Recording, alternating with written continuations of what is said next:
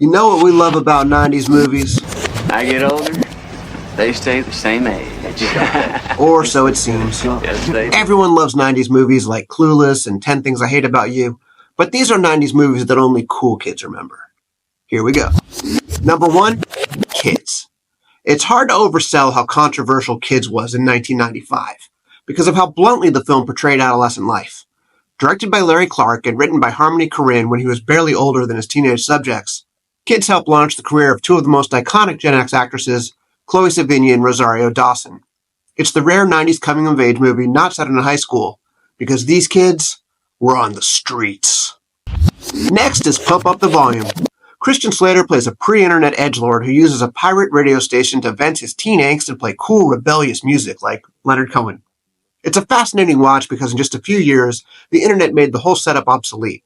No one needed a pirate radio signal anymore. But it predicted a world in which people are very different in real life and online. Next, Freeway, a super dark retelling of Little Red Riding Hood in which Reese Witherspoon faces down Kiefer Sutherland's Big Bad Wolf. It had a supporting cast including Brooke Shields, Bokeem Woodbine, and Brittany Murphy, and it was produced by Oliver Stone, the official face of 90s controversy. Up next, Can't Hardly Wait. Is it a Gen X movie or a millennial movie? Either way, it stars Jennifer Love Hewitt, Ethan Embry, Lauren Ambrose, Seth Green, and Melissa Joan Hart as kids on the blurry line between two generations at the end of a relatively carefree decade for suburban teens. They don't know it, but they're about to enter a much scarier decade and world. Our next film is a classic, Dazed and Confused. Is it a Gen X movie, or is it a baby boomer movie? It's stacked with Gen X actors from Ben Affleck to Parker Posey to Matthew McConaughey, but it's set in the last day of school in 1976, which is arguably boomer territory. Director Richard Linklater once told us he's not a boomer or a Gen Xer, he's a buster, born at the end of the boom. Quentin Tarantino has said Dazed and Confused is a great hangout movie, and that's also very true of our next film. Hangin' with the Homeboys is about 4 young men from the Bronx who go out looking for fun and end up confronting their futures.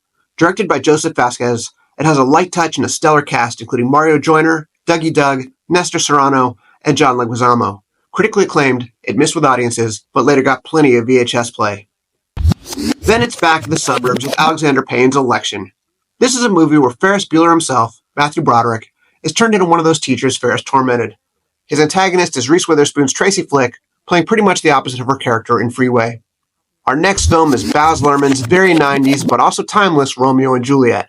Pre-Titanic Leonardo DiCaprio and Claire Danes play the star-crossed lovers and stay pretty true to Shakespeare's dialogue, and sometimes go for long stretches without it, letting artists like Desiree and the Cardigans fill the silence.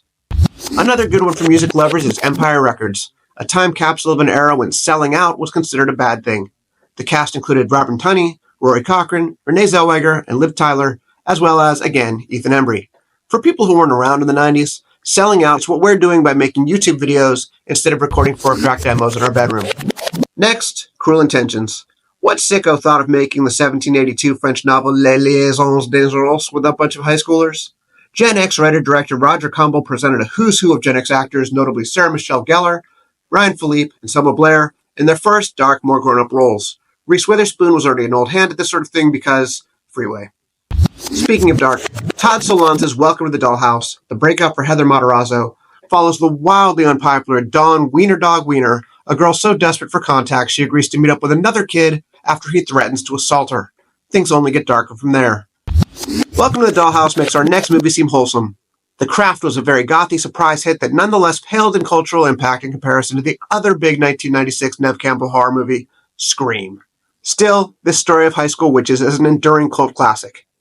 It also stars Fairuza Balk, Robin Tunney again, Rachel True, Christine Taylor, and Campbell's Scream castmate, Skeet Ulrich.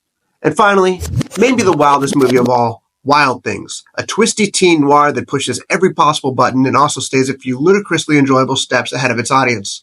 It's another Neve Campbell film, which pairs her with Denise Richards, and also stars Kevin Bacon and Bill Murray. Like this list? Please like and subscribe and tell listeners of your high school's pirate radio station. Hi, Mr. Lombardo. Hey, girls.